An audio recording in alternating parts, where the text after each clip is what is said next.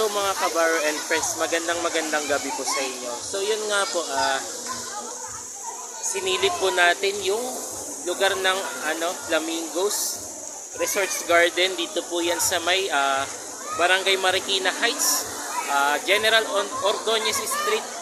Dito yan sa may Marikina City. Barangay Marikina Heights po yan, guys. So bali maganda naman po yung resort na natunghayan natin. Maya-maya nga po makikita po natin yung yung pinaka highlights. Ayun, makikita po natin daming lugar na magagandang disenyo po ng Flamingos Gardens and Resort.